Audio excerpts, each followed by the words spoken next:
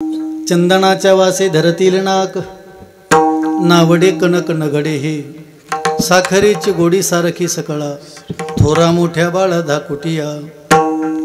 कीर्तनरूपी सेवेकरता निवडलेला अभंग महान भगवत भक्त संत सम्राट विश्ववंदे महाराष्ट्रभूषण देहूचे सुप्रसिद्ध साधू वैराग्याचे मूर्तिमंत पुतळे, वारकरी संप्रदायाच्या कलशस्थानी विराजमान असणारे परमार्थातील सर्वोच्च मानबिंदू, पंचम पुरुषार्थ पंचम वेद निर्माते, जगाचा संसार सुखाचा व्हावा याकरता आपल्या संसाराची पूर्ण होती देणारे जगवंद्य जगमान्य हिंदवी स्वराज्याचे संस्थापक छत्रपती शिवरायांचे श्रीगुरु ज्ञानेशप्रिय जगुरु तुकोबर यांचा देवाच्या पुढे परमार्थाचा अनुताप व्यक्त करणारा तीन चरणाचा अभंग. विठ्ठला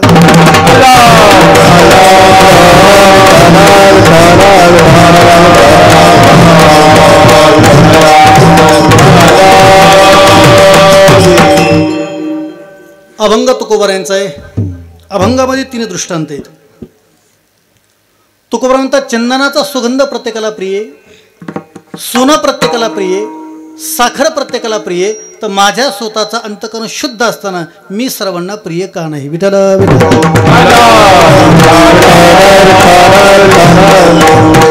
परत एकदा सांगतो. तुकोबर म्हणतात, चंदनाचा सुगंध प्रत्येकाला प्रिय, साखर जर प्रत्येकाला प्रिय, सोनं प्रत्येकाला प्रिय, तर माझ्या स्वतःचा अंतकरण शुद्ध असताना माझ्या अंतःकरणाचे परिणाम लोकांवरती का झाले नाहीत, लोकांनी अवास्तव माझी निंदा का केली, माझं चुकावण लोकांनी मग मला बोलावं, पण मी काहीही कसल्याही प्रकारचा गुन्हा केला नाही. माझं अंतकरण अत्यंत शुद्ध होतं.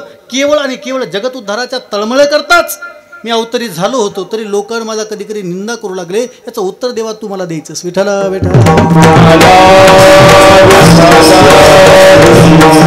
अभंगावरती बोलत असताना साला बातमी. हे विशिष्ट श्री क्षेत्र पाथर गव्हाण तालुका पाथरी जिल्हा परभणी. आपल्या गावामध्ये बेलेश्वराच्या कृपा आशीर्वादाने समस्त ग्रामस्थ मंडळी तरुण मंडळाच्या अति उत्साहाने आणि खूप मोठ्या प्रयत्नाने 12 वर्षाचा कार्यक्रम संपन्न होतोय. कोणत्याही घटनेला एक तप असावं लागतं. एखादा संकल्प केला आणि तो तपपूर्तीच्या दिशेने निघाला की त्या व्यक्तीच्या चेहऱ्यावरचा आनंद मावत नसतो. शास्त्राची भाषा आहे, सच बराबर तप नाही, झूठ बराबर पाप, जिनके हृदय साप उनके हृदय प्रभू आप. जगातलं सर्वात मोठं तप कोणतं असेल तर सत्य बोलणे. जगातलं सर्वात मोठं तप आहे सत्य बोलणे, खरं बोलता आलं पाहिजे. संकल्प छोटे मोठे करावेत आणि तपपूर्तीच्या सोहळ्याच्या दिशेने निघावेत. 12 वर्षाला एक तप म्हटलं जातं. शास्त्रातल्या काही घटना आणखी अमेंडमेंट झाल्या नाहीत. काही घटना शास्त्रामध्ये सुधारित केल्या नाहीत. जसं कायद्यामध्ये अमेंडमेंट केल्या जाते, सुधारणा केल्या जाते, कायदा कालांतराने बदलला जातो. जसं पूर्वीच्या काळामध्ये 12 ग्रामचा तोळा होता, आता तो 10 ग्रामचा तोळा आहे. पूर्वी 33x33चा गुंठा होता. 1842ला त्याची निर्मिती झाली. गुगलला सर्च करा. 1842ला रत्नागिरी, कोल्हापूर आणि सिंधुदुर्ग या तिन्ही जिल्ह्यामध्ये, रायगड, रत्नागिरी आणि सिंधुदुर्ग या तिन्ही जिल्ह्यामध्ये गुंठे नावाचा एक इंग्रज अधिकारी होता. तो प्रत्येकाला स्क्वेअरमध्ये जागा मोजून द्यायचा. तो देत होता म्हणून त्या जागेला स्क्वेअरमध्ये पुढे पुढे पुढे ते गुंठेत रूपांतर झालं. आणि आजही 2025मध्ये लोक गुंठाशिवाय बोलत नाहीत. ते इंग्रज अधिकाऱ्याचं नाव आहे. आजही चालू आहे ते. तो 33x33चा गुंठा नंतर 1000 स्क्वेअर फीटावरती आला. नंतर तो 900 स्क्वेअर फीटावरती आला. शंभाऊ आता 800 स्क्वेअर फीटावर आला आहे. नाव तसंच जागेवरती राहिलं. कालांतराने आणखी काही घटना बदलते. पण शास्त्रामध्ये तप हे 12 वर्षाला म्हणलं जातं. कोणतीही घटना 12 वर्ष करावी. वाजवण्यामध्ये 12 वर्ष पूर्ण झाले की हातात गोडवा येतो. त्याला हर टचिंग म्हणतात, हृदयापर्यंत पोहोचते होतं. गाण्यामध्ये 12 वर्ष झाले की एक तप घडतं. त्याच्या गाण्यातला गोडवा येतो, ते हृदय देवाला आवडू लागतं. बोलण्यामध्ये 12 वर्ष व्हावीत, देवापर्यंत ते बोलणं हळूहळू पोहोचू लागतं. संसारात 12 वर्ष झाले की तिथून पुढं बायकोनं नवऱ्याचं दर्शन घेणं बंद करावं, नवऱ्याने बायकोचं घ्यावं. असं करू नये. मी आणखी बोललो नाही तरी तुम्ही खुश झालात. करू नये असं आहे की नाही. जे चाललंय तेच बरोबर चाललंय असं त्याचा अर्थ असतो. पण तप संसारात असावं, कोणत्या घटनेचं तप असावं. मी यावर्षी प्रचंड आनंदी आहे. मला आठवतं यापूर्वी आपल्याकडे एक कीर्तन मी करून गेलो. पण त्यानंतर माझा ॲक्सिडेंट झाला. तारीख होती 21 फेब्रुवारी 2013. आज किती तारीख आहे? 17. म्हणजे आणखी 4 दिवसांनी 21 फेब्रुवारी 2025ला माझ्या एका पायावर उभारण्याचे एक तप पूर्ण होते. जेव्हा माझा ॲक्सिडेंट झाला इथून गेल्यावर डॉक्टर, जेव्हा मी सकाळी डोळे उघडले डॉक्टरांनी मला कळलं की डॉक्टरांनी माझा एक पाय मांडीपासून कट केला. शेवटी जर्मन आणि अमेरिका 2 देशामध्ये मॅन्युफॅक्चरिंग करून हा आर्टिफिशियल लेग आणावा लागला, कृत्रिम पाय आणावा लागला, जो की मी सादोळा पास केल्याच्या नंतर घातला आणि आता कीर्तन झालं की परत बटन दाबून पाय बाजूला काढून ठेवायचं. मी संकल्प केला होता आयुष्यामध्ये, जर मी कीर्तनाकरता जर उभा राहिलो तर किमान 12 वर्षे तरी उभा राहील, आणि भगवंताने ते उभा राहून घेतलं बुवा. त्यामुळे तपपूर्तीकडे निघाल्याच्यानंतर आनंद कल्पनेच्या बाहेर असतो. आपली आपली छोटी मोठी साधना करावी. त्यामुळे मी प्रसन्न यावर्षी ज्यांचं नेतृत्व आपल्या सर्वांना लाभलं ते आदरणीय पूजनीय हनुमंतजी महाराज, ज्यांच्या मुखारविंदी आपण सर्वजण भागवत कथा श्रवण करत आहात, आणि ते जीवलग मित्र अत्यंत उत्तम कथाकार उद्धव महाराज, त्यांनाही धन्यवाद. जिनं सुंदर आता पखावज वाजवला ते आमच्या संप्रदायाचं वैभव आणि म्हणजे व्यंकटेश महाराज फड कडी वाजवला. हनुमंत हो प्रथम सुदर्शन महाराज आपण हे अत्यंत सुंदर वाजवलं, खूप छान वाजवलं. ठीक नाही, पण ते कसं लोणचं मुरल्याशिवाय गोड लागत नाही. आमचे गुरुवर ज्यांच्याकडे माझा पखावच झालं, माझा पखावच 3 व्यक्तीकडे झाला. मला गाण्यातलं काही कळत नाही, हे मला आल्याल्या गाण्याचं सांगत होते. मला गाण्यातलं कळतच नाही काही, मला राग येत नाही, मला फक्त राग येतो. आणि तुम्हाला येत असं तर मोकळा हसा. मला राग येत नाही, मला राग येतो, थोडासा राग येतो. का राग येत नाही म्हणून राग येतो. समाधान महाराज तुम्ही गावचे जावं आहेत, मला आल्या कळालं. जुने संबंध आहेत. इकडे आमचे वाघबाबा आहेत. महाराजांनी दोघांनी अत्यंत सुंदर वाजवलं. मी सर्वात पहिले ज्यांच्याकडे शिकलो पखावत ते माझे सद्गुरू आदरणीय नामदेवजी महाराज चारठाणकर. 1992 ते 96 4 वर्ष मी चारठाणला होतो गुरुवारी बाबांकडे. बालाजी महाराजांना माहिती, पंचाळ महाराजांना माहिती. 1996ला आनंद गेलो. 22 एप्रिल 1996 गेल्या सुरुवातीला 3 वर्ष त्यांच्यासोबत राहिलो, अखंड सेवा केली. 19 सद्गुरू पांडुरंग महाराज वैद्य, आणि त्यानंतर 1999 पासून विशारदपर्यंत ज्यांच्याकडे माझं झालं ते आदरणीय गुरुदेव अशोकजी महाराज पंचाळ भाऊ गुरुजी महाराजांचं त्यांच्याकडे झालं. आमचे बाबा एक वाक्य सांगायचे, सद्गुरू जोगमारा संस्थेत पाठवलं होतं 1999 साली. तेव्हा ते म्हणायचे, माणसावर छोटा जरी कोणी उपकार केला की त्याची कृतज्ञता व्यक्त करत जावं. त्यांना काय होतं, आपण आपल्या जीवनातून ऋणातून मुक्त होतो आणि अत्यंत स्वच्छंदी जीवन जगता येईल. ज्यानं सुंदर गायलं ते संप्रदायाचे वैभव, संगीत अलंकार, उत्तम अत्यंत चतुरात्मक कीर्तन करणारे आमचे बंडू महाराज खामकर. ते खूप छान कीर्तन करतात, गातात तेवढं सुंदर कीर्तनही करतात. त्यांना ज्यांना सुंदर साथ केली ते आपल्या जन्मभूमीतले जन्मपुत्र भूमिपुत्र, संप्रदायाचं एक अत्यंत चांगले व्यक्तिमत्व, संगीत अलंकार तथा अत्यंत युवा पिढीतले चांगले कीर्तनकार परमेश्वर महाराज वरकड. आपल्या गावात मी पहिल्यापासून ज्यांना ओळखतो ते आदरणीय पूजनीय गुरुरे पांडुरंगजी महाराज गांडगे, बाबांचे महाराजांचे चिरंजीव. त्यांची रामकथा ऐकली मी चारठाणला असतापासूनचा संबंध आहे. त्यांचे चिरंजीव आणि महाराष्ट्राचा उदोन्मुख चेहरा आमचे हनुमंत शास्त्री गांडगे. ते उत्तम त्यानं मोठमोठ्या कीर्तनकाराला साथ दिली, तसं खूप चांगलं गायलं, खूप चांगलं वाजवलं.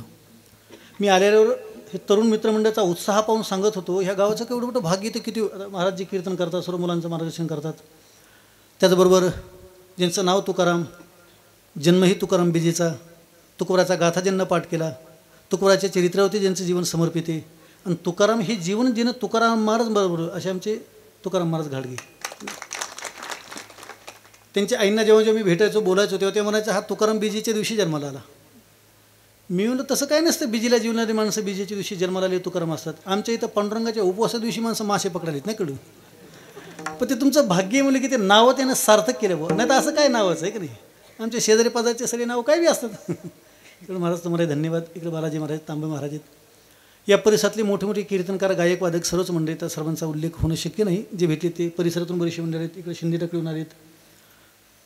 3ही चोपदार मंडळी असतील, विनेकरी बाबा असतील, माईक सिस्टीम असेल, हे तरुण सगळे एकदा तरुणांकरता टाळ्या वाजव जोरदार. बोलण्याला प्रारंभ झाला, पण तुमच्या उत्साहाने मी प्रचंड प्रसन्न झालो. काय असतं, वक्ता गावात आल्याच्यानंतर तरुणांचा उत्साह दिसला म्हणजे मला जाणवलं नाही की आपण 350 किलोमीटर प्रवास करून आलो होतो. प्रसन्न. तेव्हा आपल्या सर्वांना धन्यवाद. फक्त जाताना एक छोटी सूचना सांगतो, जेव्हा जेव्हा आपल्या कानावरती कोणत्याही व्यक्तीचं प्रमाण पडेल तेव्हा तेव्हा त्या व्यक्तीचा रिस्पेक्ट, आदर, भावना, उत्साह, प्रोत्साहन आणि आपण शहाणा असल्याचं एक आयडेंटिटी, पावती, माऊली, म्हणजे आपल्या गावचे ज्ञानेश्वर माऊली सावंत शेजारी राहतो आम्ही. ते म्हणले तुमच्या माऊलींचा परिचय, शेजारीच राहतो. कीर्तन ते पहिल्यांदा ऐकायलेत. आता त्यांना गेलेल्या एका घटनेची जाणीव आणखी चांगली झाली की जगन्नाथ पार्कात आपण जिथं राहतो तिथं ते हिरे आहेत, रत्न आहेत. असतं ना कधी कधी. अति दूरत्वात आणि अति समित्वात असे दोन दोष असतात.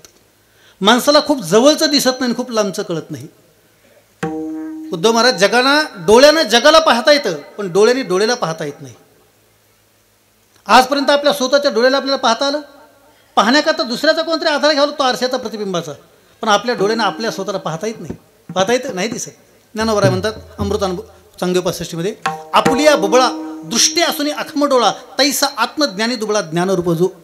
ज्ञानारायांची भाषा आहे. ज्ञानोबराय म्हणतात स्वस्ती श्री वटेशू जलपोणी जगदाबासू दावी मग ग्रासू प्रगटाला करी प्रगट येतो तो दिशे लपेत तो आभासे प्रगटनाला कमासे नखोमता जो. ज्ञानोबरायांची अत्यंत गोड भाषा आहे, विनम्रपणातली भाषा आहे ज्ञानारायांची. ज्ञानोबराय म्हणतात दृष्टी सर्वांना पाहते, पण अति दूरत्वात बाहेरचं लांबचं दिसत नाही, तसं समित्वातलं दिसत नसतं. आपल्या जवळची मोठी माणसं आपल्याला कधी कधी कळत नाहीत, कधी कधी कळत नाहीत. पांडुरंग महाराज, दहीगाव महाराज, गलिबे महाराज, आपल्या स्वतःचं वडलेलं स्वतःचं वय आपल्याला कळलं. आपण जन्मलो तेव्हा 2, 2.5, 3, 4 काय किलोचे होतो, तेव्हापासून आजपर्यंत आपला एवढा मोठा पिंड झाला आहे. आपल्याला मोजताला काउंट करता आला नाही, करता आला. तो किती दिवसांनी किती सेकंदाने कसा वाढला आपल्याला माहीत नसतं. तो वाढत राहतो. दाराच्या पुढं घराच्या पुढं वाढलेलं झाड माहीत नसतं. आपलं वय वाढलेलं कळत नाही. लोक सांगत असतात एवढं वय झालं, नाही कळलं. कधी कधी सांगतात ना लोक, बोलू लागतात. माता भगिनीने विचारा, 8, 9, 10 महिन्यामध्ये बाळ बोलू लागतं. खूप मोठं एखादा हुशार पोरगा असेल तर 7व्या 8व्या महिन्यात बोलायला लागतं. आपण जरी नाही बोललं तर 10व्या 11व्या महिन्यापर्यंत माणसं बोलू लागतात. बोलणं लवकर येतो, फक्त कोणाशी काय बोलावं याच्याकरता आयुष्य घालावं लागतं.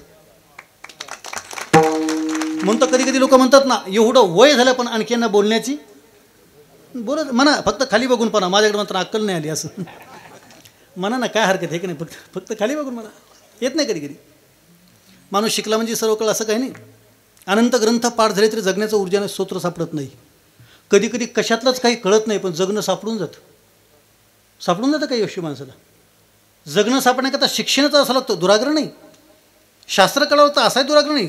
जगणं करणं हे तर जगातलं सर्वात मोठं शास्त्र आहे. आयुष्य निघून जातं, पण कळत नाही माणसाला जगणं. त्याच्या ऊर्जेनं, त्याच्या ज्ञानानं, त्याच्या अभिमानानं, त्याच्या साध्यानं आणि त्याच्या अनंत जग समाधानी होतं, पण तो डिस्टर्ब असतो. तुकोबा ज्ञानोबाचा विचार जगाला प्रतिपादन करत असताना आज मला अभंग 3 चरण, खरं तर म्हणजे वेगळ्या अभंगाचं चिंतन होतं, पण म्हणून थोडासा उशीर झाला आहे, चाल होईल, मला प्रस्तुत करायला वेळ जाईल, म्हणून मी अत्यंत ज्याच्यावर जास्त बोलता येईल आणि कमी प्रमाणात येता येईल असा अभंग निवडला. ते माझं स्वतःचं ते आता तेवढं कौशल्य तर कीर्तनकाराकडे असलंच पाहिजे ना, तेवढंच हातचा राखून ठेवत आलं पाहिजे. गुरुदेव वैकुंठाशी विठ्ठलबाबा घोले मला पाठात म्हणायचे, कीर्तन करणं वेगळं आणि कीर्तनात रंग भरणं वेगळं. कीर्तनामध्ये रंग भरण्याकरता जोपर्यंत गाणारा, वाजवणारा, बोलणारा, ऐकणारी माईक सिस्टीम ही 5 माणसं संघटित होत नाहीत तोपर्यंत कीर्तनात रंग भरत नाही. समोर बसणाऱ्या माणसाचा सर्वात मोठी जबाबदारी असते, त्याला रसांचं ज्ञान असावं लागतं. रस विभिन्नता जरी झाली तर श्रोत्याचा चेहरा पडला तरी वक्त्याला सुचत नसतं काही. शृंगार, हास्य, करुणा, रुद्र, वीर, भयानक, अद्भुत, बिवस आणि शांत ही नवरस श्रोत्यांना कळावी लागतात. वक्ता ज्या रसात, ज्या लयमध्ये, ज्या तालात बोलतो तो चेहरा तसा बनला पाहिजे. नाही तर काही माणसं मी अशी पाहिली, संपूर्ण कीर्तन ते फक्त एकच पोचच बदलत नाही महाराज. हां, रिप्लाय देत नाही ती. आणि कीर्तन झाल्या पूर म्हणतात हा आमच्या गावचा हुशार होता, आता कोणत्या अर्थाने होता. अरे अनुमान तर तर्क चालायला पाहिजे, लॉजिक. येत्र वन्नी काहीतरी तर्क पाहिजे ना. तुमच्या चेहऱ्याचा कशानेच भाव बदला ना. माझा एक मित्र आहे, त्याचे वडील एवढे मूर्ख आहेत. तुम्ही कशाने म्हणताय, तो दर महिन्याचा एक नवीन मूर्खपणा करतो. खामकर महाराज आणि आपल्या जवळच आहे, तुम्हाला कीर्तन सुटलं नाव सांगतो. आबा त्याचे वडील दर महिन्याचे नवीन मूर्खपणा करतात आणि मला फोन करून सांगत आहेत, तुम्हाला काय गेल्या महिन्यात नवीन मूर्खपणा केला. मला फोन केला, हॅलो शितोळे महाराज कुठे आहेत. मी नाशिकला चाललो. ऐका ना म्हणले, रात्री आपल्या गावात इंदुरीकर आली होती. मी मग पुढे जाऊन बसलो, हसलोच नाही ना म्हणला. होती का गरज. तुम्हाला म्हणत नवीन मूर्खपणा असतो, काय बी असं करतील. अरे मी पण गरज नव्हती ना. आपल्याला एखादा व्यक्ती आवडत नाही तर लांब बसावं, रिप्लाय द्यायचं नाही तर काय गरज होती का जाण्याची. पुढं तर बसायचं काहीच रिप्लाय द्यायचं. अरे शास्त्र सांगतं कधी कधी विनोद झाला आणि आपल्याला इच्छा नसेल तरी हसावं लागतं. आता तर हसा हे काय हे बी सांगायचे होय. इच्छा नसली तरी, कारण त्यांना आपण शहाणं ठरत असतो. कधी कधी नाही कळतं, वा क्या बात आहे. हा फक्त समेत कळावं, कालात नाही. हां 3 मधला आणि 7 मधला फरक कळला पाहिजे. काय काय विलंबित वाजू लागली. म्हणजे मला हे कळू लागलं की माझा टाईम जास्त चालला आहे. नाही कळलं, पण त्यांच्या वाजवण्याने मी भारावून होत जात होतो. मला तुम्ही दोघं जण सरस्वती सरस्वती का सरस्वती म्हणजे मला कळलं असं समजू नका. त्यांना मी विचार कोणता राग येते म्हणजे सरस्वती म्हणलं मला नंतर सांगायला. गाण्यात कळत नाही. कळत एक वाक्य सांगतो बा. आम्हाला पाठामध्ये मोठे बाबा म्हणायचे, माणूस अज्ञानी असणं हा गुन्हा नाही. माणूस अज्ञानी असणं हा गुन्हा नाही. तो अज्ञानी असताना ज्ञानी समजतो हा गुन्हा आहे. नाही कळत तर नाही कळत. एखादी घटना कळत नाही तर कळत नाही, पण कळत नसताना कळण्याचा अवका आणावा. एखादी मुलगी लग्न झाले, स्वयंपाक करता येत नाही, केला स्वयंपाक तरी तिला भाकरी थापता येते, तव्यावरती टाकता येत नाही, असं घडतं ना कधी कधी. बऱ्याचशा नवीन मुलीला भाकरी थापता येते, पण तव्यावरती टाकायचं त्यामुळे ती फाटते, मोडते. सांगावं सासूबाई जमत नाही. आमच्या पुण्यामध्ये IT पार्क, हिंदुडीला IT पार्कमध्ये एका मुलीचा व्हिडिओ व्हायरल झाला. तिनं भाकर थापली, ती फाटली, तिनं शिवली आणि तो व्हिडिओ बनवला आणि टाकला. एवढ्या कमेंट्स खाली, त्या व्हिडिओच्या कमेंट्स लय भारी असतात महाराज. हां काही टाका, पोस्ट टाका, त्याच्या कमेंट्स वाचण्यासारखे असतात. असे बहादर असतात. असं वाटतं महाराष्ट्रात सगळ्या CMची हीच पिये असावीत. एवढे भयानक विचारपूर्वक काय पाठवतील कल्पनेच्या बाहेर. यांना काही काम आहे का नाही असं वाटतं. असे सल्ला देतात, असे सल्ला देतात. तिनं बऱ्याच जणांनी कमेंट टाकल्या, बाई ह्या भाकरीचं काय करायचं, हिचा दोरा कुठं गेला, तो भाजताना जळल का सासाच राहील, अशा अनेकांच्या कमेंट. नाही येत की नाही येत म्हणत जाऊ. चांगलं असतं. तुमच्याकडे पाहायचंच राहिलं, तुमचा पकवाजा ऐकायचं राहिलं. चांगलं वाजवतं ना तुम्हाला पकवाजा. तसे बरेचसे इथं वादक आहेत, बरेचसे गायक आहेत. कधी कधी वाट्याला एक गायक येत नाही, एक वादक येत नाही, पण कधी कधी सुखळ असतो वादक गायकांचा. हां कधी कधी ते भाग्य असतं कीर्तनकाराचं. आणखी सांगू का, आपल्या योग्यतेचा गायक आणि योग्यतेचा वादक भेटणं हे देखील कीर्तनकाराचं भाग्य आहे. आता तुम्हाला खुश करतो, तुम्ही तयार असताना तुम्हाला योग्यतेचा वक्ता न भेटलं हे तुमचं दुर्भाग्य आहे. आता कधी कधी गायकांनी आयुष्य घालवलं गाण्यामध्ये, साधनेमध्ये, वादकाने आयुष्य घालवले साधनेमध्ये, आणि त्यांना आशांची साथ करावं लागते ज्यांना कधी कधी अक्कल नसते. माझं म्हणणं आहे, तुम्हाला तुमच्या योग्यतेनुसार मान भेटला तर बोलत चला, पण दुसऱ्याचं इन्सल्ट करण्याचे राईट्स नसतं आपल्याला. ज्याने तिने आपली स्वतःची साधना केली असती, तुम्ही दुसऱ्याला कसं नाव ठेवू शकताय. फळांचा आंबा, फळांचा राजा. हां म्हणून आता राजा तुम्ही घोषित केला म्हणून काय चिक्कूला भाव नाही काय. चिक्कूला भावे, मोसंबी, द्राक्षे आपण ठरवून दिला. त्या पक्ष्यांचा राजा कोण आहे, मोर. हे आपण ठरवलं म्हणून का पोपटाला किंमत नाही का. सर्वात जास्त लोक पोपटाच्या गाण्यावर नसतात, त्याच्यावर तर सर्वात जास्त लिहिले. ज्याला त्याला आपला किंमत आहे ना. ठीक आहे. आमचे मित्र म्हणायचे, तानसेन के हर तान महान आहे, लेकिन अपने अपने तान में चिडिया भी मस्तान आहे. आपल्या स्वतःच्या स्वच्छंदात गाता. ईश्वराने इथे युनिक किंवा प्रत्येकाला युनिक केलं. ज्याला त्याला स्वतंत्र गुण दिलाय, ज्याला त्याला स्वतःचा जगण्याचा आविष्कार दिलाय. आपल्याकडे अशी एक वस्तू असते जी गावात सर्वापेक्षा वेगळी असते, फक्त ते आपल्याला शोधता येत नाही. आपण दुसऱ्याच्या शोधत बसतो. मला देवाने काही दिलं नाही एखादं कारण 24 तास चेहरा पडून बसतो. दिले ते कमी, दिले ते कधी काउंट केले, मोजले कधी. महाराज हनुमान महाराज, माझा ॲक्सिडेंट झाल्याच्यानंतर या देहाचा मी काय अभ्यास केला असेल. मी जर प्रॉपर फक्त देह हा शब्द घेऊन बोलायला लागलो तर मला एखादा फिजिक्सचा प्रोफेसर समजेल, एवढा स्टडी केला मी. नकशिकांत इथं बसलेल्या किती माणसाने देहाच्या संदर्भाने दुर्लक्ष केले. मी सहज बोलू का, राग येईल पण बोलू का मोकळं. आपल्या शरीराला 2 हात आहेत, किती, आणि हाताला 10 बोट आहेत. कमी जास्त कोणत्या शरीरात पण 10 बोट आहेत. 10 बोटाला 28 कांडी आहेत. किती, हिंमत नाही झाली कोणाची मोजायची 28, कारण यातल्या 28 लोकांनी पण ती मोजलेली नाहीत. आपल्या बोटाला 28 कांडी आहेत, हे 28 लोकांनी पण मोजली नाहीत असं मला सांगते माझं मन. आता मोजाले 2-4 जण, मोजू नका माझ्याकडे पहा, मी सांग हळूहळू मोजाली. तर मी मोजतो ना मोठ्याने, आहे का नाही. इरबा 3, 6, 9, 12 आणि 2, 14. 3, 6, 9, 12 आणि 2, 14 दोन्ही. खरं सांगा मोजली होती कधी. म्हणतो म्हणून हे सहज मिळलं की माणसं काउंट करत नाहीत. सहज मिळलं ना ते. व्यंकटेश महाराज तुम्ही एवढं सुंदर वाजवलं, तुम्हाला वाजवण्याचा अभिमानच येऊ नये. सुदर्शन महाराज तुम्हाला वाजवण्याचा अभिमानच येऊ नये. उलट तुम्हाला रात्रभर झोप नाही लागली पाहिजे. का माहिती का, कारण महाराष्ट्रामध्ये 13 कोटी हात आहेत. होय 13 कोटी लोक राहतात, 26 कोटी हात आहेत आणि 10 बोटं. त्याच्यावर 0 दिला की 260 कोटी बोट आहेत महाराष्ट्रामध्ये. आणि 260 कोटी बोटातून नियतीनं तुमची बोटं पकवाजा करता निवडलीत. इथं का बोटाला तोटा आहे का. इथं हजारो गळे आहेत, कोट्यावधी गळे आहेत. तुम्हाला सिलेक्ट केले गाण्याकरता. इथं तुकोबारासारखे तुकाराम महाराजांचे चरित्र आणि तुकाराम महाराज हनुमान महाराज लाखो कोट्यावधी माणसं आहेत, पण आपल्याला या संप्रदायाचा वक्ता बनवलंय ही नियतीची इच्छा आहे. झोपणं आली पाहिजे आपल्याला, विचार पडला पाहिजे मलाच का नाही कळलं, मलाच का. मी पडतो, मला प्रश्न मी आल्याला जेवताना म्हटलो ते ना, आपण सहजन होतात. मी जेवताना बोललो माझा जन्म या गोदावरीच्या काठावरती झाला, गंगेच्या काठावर वरती राजा टाकळी, कुंभारबाईवर राजा टाकळी, अंतरवाला नावाचं गाव. फक्त मी गोदावरीच्या पलीकडून सादोळा म्हणून गेवराई तालुका, अलीकून जालना, इकडं परभणी त्रिवेणी संगम. 2025ला आता शिक बस तिथं पोहोचायली. बरं मी कीर्तनकार झाल्या वडिलांनी माळ घातली नाही कळलं, हसा मोकळं व्हा का ताण. मी जन्माला यायच्या अगोदर माझ्या आईच्या गळ्यात माळ होती, तिनं माझ्या गळ्यात 5वीच्या दिवशी माळ घातली, 5 दिवसाचा असताना. मी कशाकरता बोलतोय, मी कीर्तनकार झाल्या वडिलांनी माळ घातली तर मला तुकोबानी ज्ञानाची संतही माहीत नव्हती.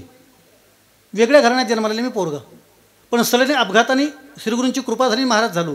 तर मला झोप लागू नाही की काहीच कारण नाही ना, परंपरा नाही, काय कीर्तन नाही, ज्ञानोबा नाही, तुकोबा नाही, भजन नाही, अंतर या संप्रदायाचा स्पीकर बनवलं मलाच का म्हणून मी झोपत नाही. ज्या अर्थी त्यांना वाटतं की या वारकरी संप्रदायाचा तत्वज्ञानाचा प्रचारक मी झालो पाहिजे, त्या अर्थी विशिष्ट त्यांना काहीतरी माझ्यात गुण दिसतील. अन्यथा मी पूर्वपुण्य काहीतरी केलेले, काहीतरी साधना केली असावी ज्याच्यामुळे भगवंत माझ्यावरती प्रचंड खुश आहे. त्याचा अहंकार नाही पाहिजे. हजारो माणसं पडले तरी ईश्वर आपल्याला का निवडतो. इथं आमचे वाघबाबा आहेत. ईश्वराने जर आपल्याला प्रचंड श्रीमंत केलं तर श्रीमंती फक्त उपभोगायला करता नसते, तर कधी कधी आपल्या श्रीमंती धर्म जगला पाहिजे. भगवंताच्या ज्या 75 विभूती सांगितल्यात त्याच्यामध्ये 41 श्लोक येतात व्याध्यातला. यद्यत विभूती मत्सत्वम श्री मधुर जेतमेव तत्त्य देवा गच्छत्वम मम तेजस्व संभवम. याच्याखाली एकच ओवी ज्ञानवारांची, जेत जेत संपत्ती आणि दया दोन्ही वस्ती आली एक ठाया, तेथे जाणं धनंजय विभूती माझी, नारायणची भाषा आहे.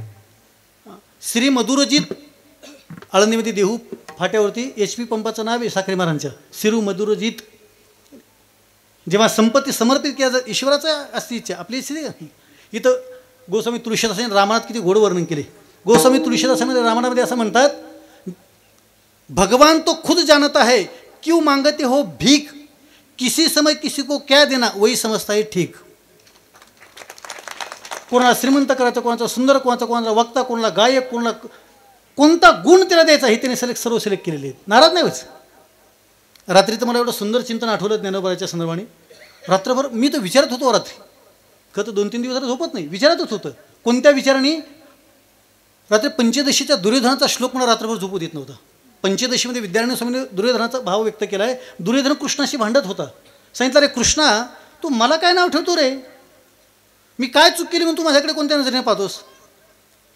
त्याकरता ज्ञानोबाने एवढं सुंदर गोडवणं केलं ज्ञानेश्वरीमध्ये. म्हणजे पोरांना पटेल असं बोलतो, सगळे पोरं एकत्र येतात आणि आपण सगळे मोकळेत म्हणून काहीतरी खेळ खेळू असं ठरवतं. कोण सांगतं कबड्डी खेळू, कबड्डी. ते मला कबड्डी नाही, आपल्याकडे बॅट चांगली आलेली आहे, बॉल पण चांगला आहे, क्रिकेट खेळू असं काहीतरी ठरतं. तो म्हणता त्यापेक्षा पोहरा जाऊ, कोणी म्हणतो इथं जाऊ असं ठरतं ना. ते म्हणजे चला कोणतरी एक फायनल करा, काय खेळायचं, तो मला चला क्रिकेट, क्रिकेट तर क्रिकेट. मग एक काम कर, मारगडी, नाही कळलं. तो म्हणतो हा, तो म्हणतो तो नाही नाही तू नको मारू. अरे आम्हाला एखादा बॅटमॅन पाहिजे ना, नाही कळलं. आम्हाला एखादा किपिंग करायला पाहिजे ना, एखादा बॉलर पाहिजे ना. सर्वच मित्र असतात पण त्यातले 11 इकडे जातात ना 11 तिकडे जातात, 2 गट बनवतात. ज्ञानोबाराचा विषय नाही. ज्ञानोबारा म्हणतात तू काय केलंस माहिती का, तुला बरं वाटा म्हणून एकाला राम केलंस आणि एकाला तू रावण केलंस, पण तू केलंस. पावर ज्ञानोबाराची भाषा. ज्ञानोबारा म्हणतात तू एकाला नास्तिक बनवस आणि एकाला आस्तिक बनवलंस, पण तुझंच नियोजन आहे ना. लोकाला वाटतंय 2 गट, पण हे सगळं तुझंच नियोजन आहे की, कारण जन्माला घालणार तर तुझेच ना. जानामी धर्मम नचेमी प्रवृत्ती, जानामी अधर्मम नचेमी निवृत्ती, केनापी देऊन यथार्थ यथा नियुक्मी तथा करोमी अहम धर्म जानामी. त्याचं भांडण इथपर्यंत तू कंसही तूच बनवलास भागवतामधला, आणि कृष्णही तूच बनवलास. हे फक्त तू तयार केलंस. एकाला कंसाला मरताना एक आनंद होतो, कोणाला कृष्णाचा आनंद होतो, पण सगळं नियोजन तर तुझं आहे ना. हां, यातल्या कोणत्या बोटाला कोणता न्याय द्यायचा तू ठरवलंस, पण तुकोपर्यंत तो उजवे वाम भाग. तुका म्हणे याला डावा किंवा उजवा था म्हणायचं तुम्ही ठरवलं, पण नियतीने दोघाला बोटं सारखे दिले की, दोघांना नियतीला कांडेसारखे दिले की, दोघातलं बळ सारखं दिलं. फक्त तुम्ही एकाला डाव लेखलं म्हणून त्यातली ऊर्जा कमी झाली, आणि एकाला उजव तुम्ही मांडलं म्हणून ऊर्जा वाढली. सर्वजण उजव्या हाताने पकवाज वाजवतात, उजव्या शाईनं ताकद आली. यानं डाव्या हाताने वाजवला शाईपूड, त्यांच्या गुपकीत वजन आलं, कारण उजव्या हातात ताकद तिकडे गेली. ते आपण ठरवलं ना. नियतीने कुठं कोणत्या घटना ठरवली, तो नियती कोणाला जात धर्म पंथ गोद ती काही ठरवत नाही. ती सर्वांना सारखा नाही देते. तिला काय घेणे कोणाशी. तिनं सर्वांना सारखा न्याय दिला. तुकोबरा म्हणते तर सर्वांशी समानतेने न्याय दिला. नीती सर्वांशी चांगलं वागली. मग आम्ही काय चूक केली होती? आम्ही काय चूक केली होती? तुकोबरा तर पुढे जाऊन बोलले. परमेश्वर महाराज तुकोबरा तर पुढे जाऊन बोलले. थोडंसं मोकळं बोलतो. एकदा महिला मंडळ टाळी वाजव बरं.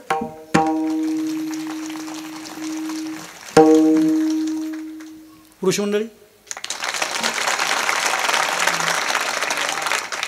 आमचा नाद नका करतो. कसे टाळी हां महिला मंडळ परत एकदा वाजवा. पेटल्या पेटल्या पेटल्या. हाय महाराज इज्जत नाही ती आता. आपलं राहू द्या. वाजवत आहे वाजवा. पुरं दात खाऊन वाजवली. इज्जतीचा प्रश्न म्हणले.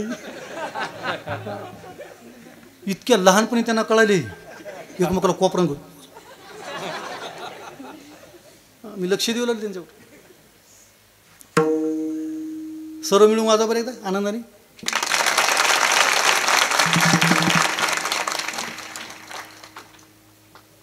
मी सांगतो तशी टाळी वाजवा. करंगडी अनामिका मध्यमा तर्जनीने अंगठा. ही 5 बोटं जोपर्यंत या 5 बोटावरती पडत नाही तोपर्यंत शास्त्रात टाळी होत नाही. अशी वाजवा.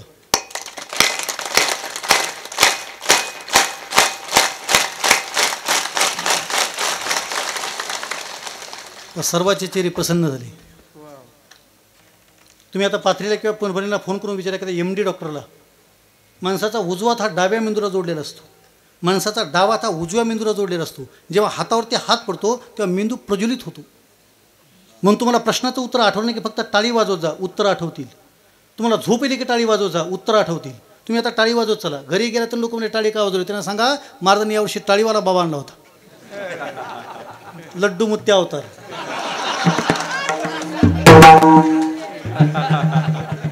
हा महाराज आमच्या संस्थेत पोराने लड्डू मुत्या अवतार जन्माला घातला.